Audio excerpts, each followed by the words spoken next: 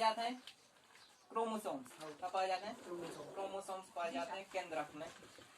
और ई के अंदर एक द्रव रहते, द्रव को क्या बुलाते हैं अपन? न्यूक्लियोप्लाज्म। अपन केंद्रक के अंदर बात करें तो ये क्रोमोसोम्स जो हैं जोड़ा में रहते। कैसे रहते हैं? जोड़ा में। ठीक, इस टाइप में क्रोमोसोम्स कैसे रहते हैं? जोड़ा में। और ये कितने जोड़ा रहते हैं टोटल? कितने जोड़ा रहते? 23 जोड़ा। टोटल कितने गुणसूत्र? 46। 23 जोड़ा और 46 गुणसूत्र। ठीक, 46 गुणसूत्र 23 जोड़ा। अब बात करें तो इसके ऊपरी भाग है। ऊपरी भाग मतलब जो वाला भाग, ये भाग है बोला था अपन सैटेलाइट। सैटेलाइट ऊपर रहते ना, इसके बोला थे सैटेलाइट। और इस ठीक इसके लिए बोला था अपन सैटेलाइट। और इसके मध्य भाग माने जो बीच वाला भाग रहता है, इसके लिए बोला था अपन सेंट्रोमर। क्या बोला था? सेंट्रोमर। आई समझ में? और इसके नीचे वाले भाग के नीचे वाला भाग रहता है जो, इसके बोला था टेलोमर। क्या बोला था?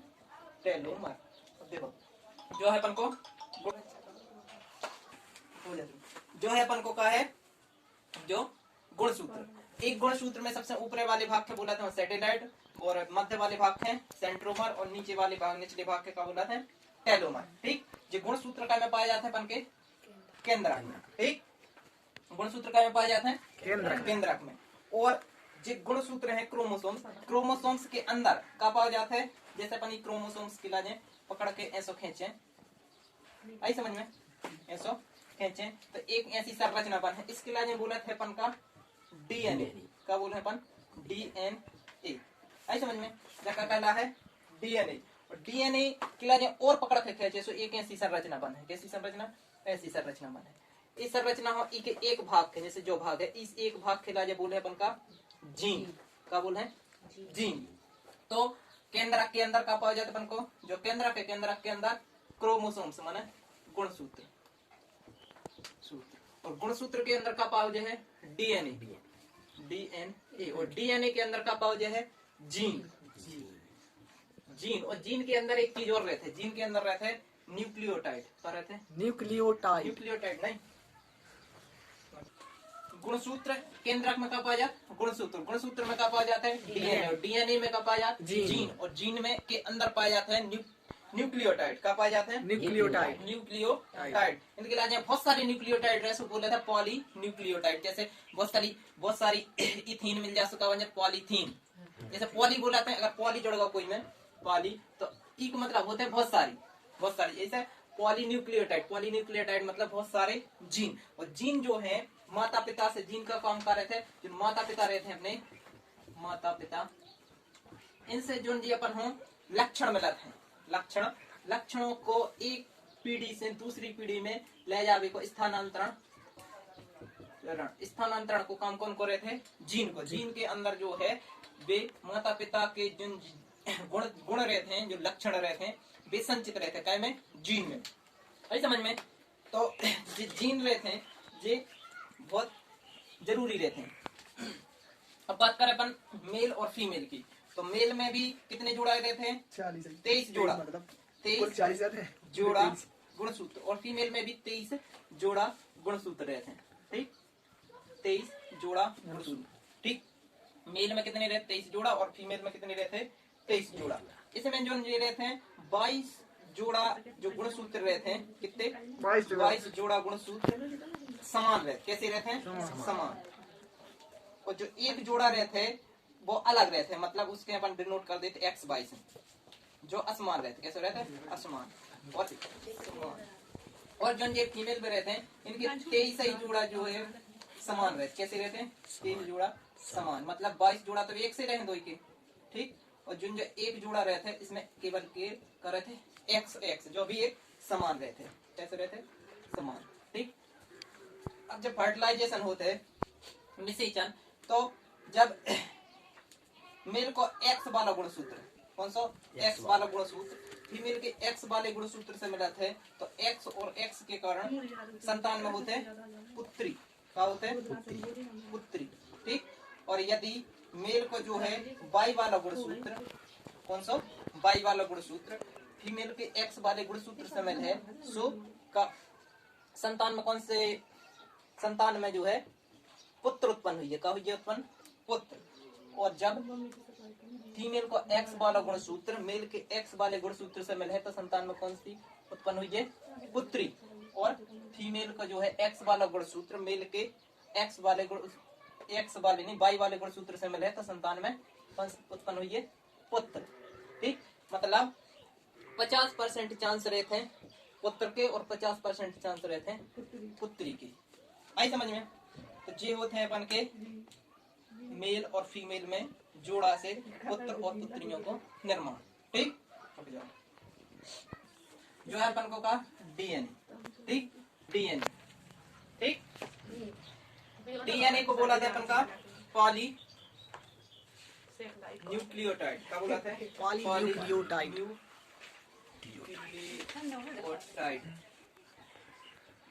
पॉली मतलब बहुत सारे। पॉलीन्यूक्लियोटाइड जो है दो चीजों से मिलकर बनाते हैं, एक न्यूक्लियोटाइड टाइड, ठीक, और एक बनाता है फास्फेट से। फास्फेट भी रहते हैं, फास्फेट। ठीक, पॉलीन्यूक्लियोटाइड न्यूक्लियोटाइड और फास्फेट से मिलकर बनाता है। फास्फेट में कछु नहीं रहता, फास्फेट बस रहता, लेकिन जो न्यूक्लियोटाइड रहते उसमें क्या रहते? एक रहता है सुगर, और सुगर के बाद nitrogen base. Nitrogen base, base मतलब क्षार, बेस, नाइट्रोजन बेस। जो न्यूक्लियोटाइड है, न्यूक्लियोटाइड कैसे बनेगा? सुगर से और नाइट्रोजन बेस। सुगर दो प्रकार की होते हैं, एक रहता है राइबोज सुगर, राइबोज सुगर, और एक रहता है deoxy ribose sugar, deoxy ribose sugar.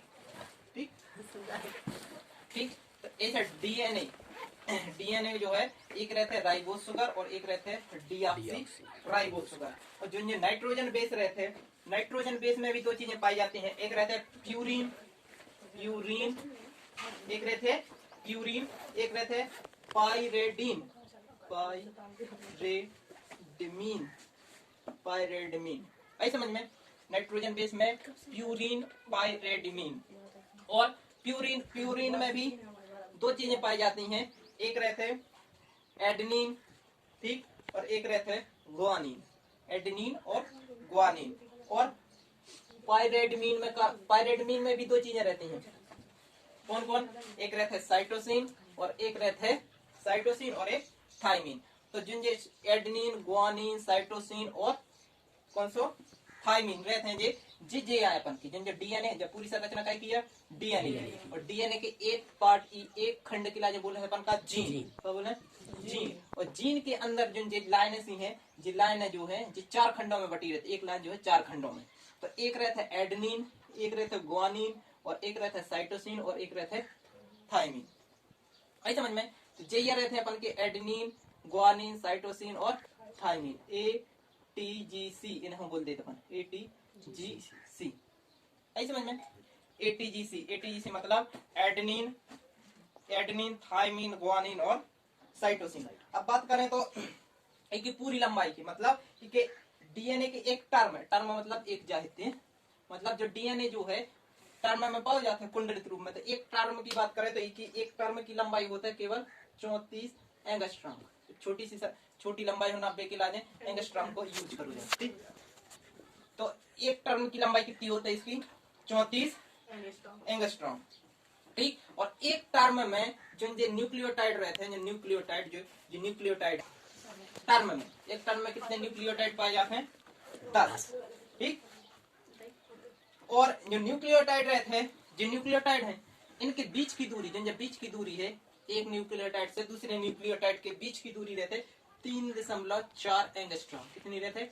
3.4 angstrom. और जिनके हैं ये डबल स्टैंडर्ड में पाए जाते हैं। डबल स्टैंडर्ड मतलब एसाइड और एसाइड, दो साइड में। इनकी खोज करी थी कौन ने? वॉटसन ने। वॉटसन, इनको मॉडल दो तो वॉटसन एंड क्रिक, दो तो Crick, Watson and Crick. Watson and Crick ने जो है डीएनए को कहा तो मॉडल। अब डीएनए तो होगा, अब डीएनए से अपन आरएनए भी बना सकते। कैसे बना सकते डीएनए से आरएनए? देखो बात करें अपन आरएनए की। आरएनए मतलब राइबोज न्यूक्लिक एसिड का बोलता है आरएनए, राइबोज न्यूक्लिक एसिड। ठीक, आरएनए जो है सिंगल स्टैंडर्ड में रहता है। जैसे अपन ने डीएनए देखो तो डीएनए जैसे कैसे रहते तो डबल स्टैंडर्ड में, जो है आरएनए जो है सिंगल स्टैंडर्ड में रहते। कैसे रहते हैं? सिंगल स्टैंडर्ड में। ठीक, कैसे रहते हैं? सिंगल स्टैंडर्ड में। और इनमें कौन सी शुगर पाई जाता है? Ribose sugar, ribose sugar. कौन सी शुगर पाई जाते हैं?